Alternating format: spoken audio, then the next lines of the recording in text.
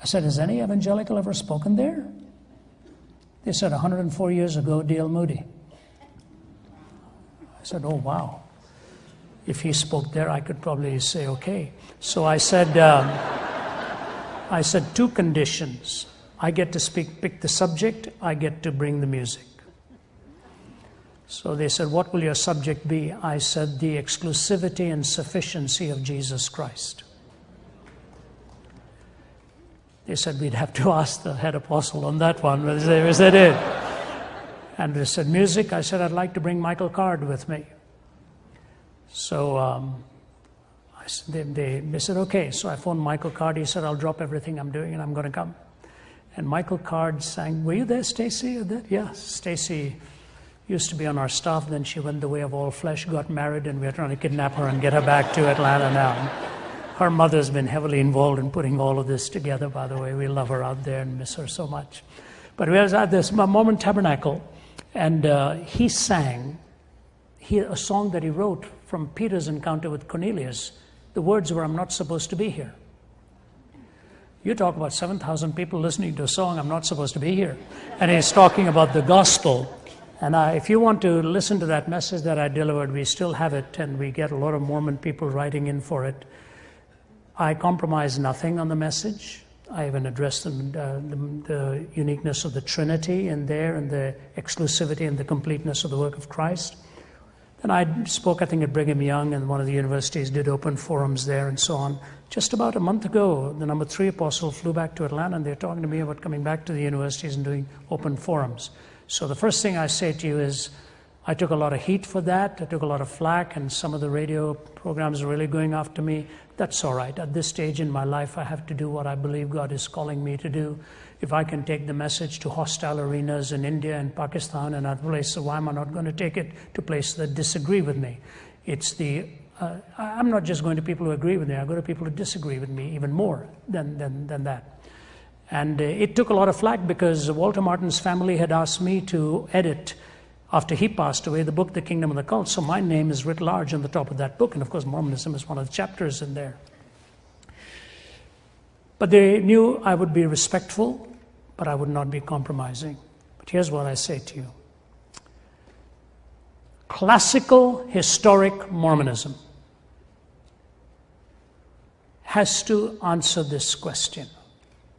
When the Christian uses the word cult, Christian, not generally speaking, when the Christian uses the word cult, a cult is generally defined as that which claims to be rooted in historic Christianity, but has deviated or abandoned the finished work of Christ or compromised on his person. That's the definition, okay? So in strict Christian terms, yes, Christ was not sufficient. Today, if you talk to an average Mormon around the table, he says, no, I follow Jesus Christ. And then you bring all the other doctrines that I've added on, and some of them get very uncomfortable with what it is, the Adam-God doctrine, the celestial marriage, the doctrine and the covenants, the pearl of great price, and all of these other additions that were brought in there. I think that it is critical we understand that Jesus said we are complete in him. And when you add or detract, you can give yourself whatever name you want, but you're impugning the completed work of Christ on the cross. Okay, so there are other titles that one can give to those faiths, but it is not historic Christianity at that point. Now, I think your question goes deeper, and I want to be very careful, and I may be hit out here badly.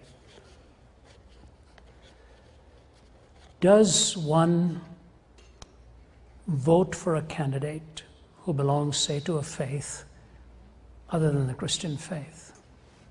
Everyone has to vote according to their conscience and what God is prompting them to do, because it's a very privileged role that we are given in this nation. My view of the philosophy of history and politics is this: when you're choosing between leaders, none of whom will give you the groundswell of the Christian faith on which their life is built, which may not guarantee that they may make the best leader either, But if that's not there, you have to go for a person who will help a nation provide the best moral soil on which the freedom to believe and disbelieve can actually function. It is on a moral soil that the freedom to believe actually works best and truth can ultimately triumph. If you have an immoral soil created, then the truth is evicted and you're not even given to the opportunity of voicing your ideas in the marketplace and in the public setting and in the arena. The Christian faith ought to have a voice in the marketplace. It ought to have a voice in the academy. It ought to have a voice in politics. It ought to have a voice in business. And any leader that will create the moral soil to make it possible for us to continue to proclaim that, that's the kind of leader we may have to ultimately work, no matter what tag they put on them on the outside. If you're choosing between those for whom the Christ is not supreme in salvation, you have to choose one who will give you the best moral soil in order to allow you to live for Christ and live out your faith. That's the implication of the answer that I have given to you. Okay. Can I go back and add one footnote to the previous question? And I think it's important I say this because these things are recorded. In theological terms and Christian terms, what we define a cult is the way I have given it to you. A departure from the historic person and the work of Christ has been deemed cultic if it still lays claim to the historic work but has departed from it.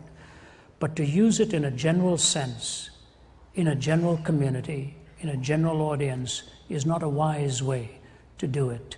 You use that in a setting of theological debate and dialogue and discussion. When the word is tossed around like that in a public setting, because of all the issues we had with people like Jim Jones and others, it brings baggage with the term that makes it much more than what a mere theological discussion would be. So that's a term we leave for the classroom, not for a public arena, because it says much more than what I think one is intending to say with a statement like that. We need to be wise and be mindful of the implications of a loosely used word. It's a very technical word reserved for a theological discussion around a table or a lecture hall. With that in mind, we shall go back and I shall go and look at the mountains, and you can continue to do what you're doing. My brother, I don't know, Tyler or Les, which of you? There's Tyler. Thanks, by the way, for having me. It's been great. God bless you.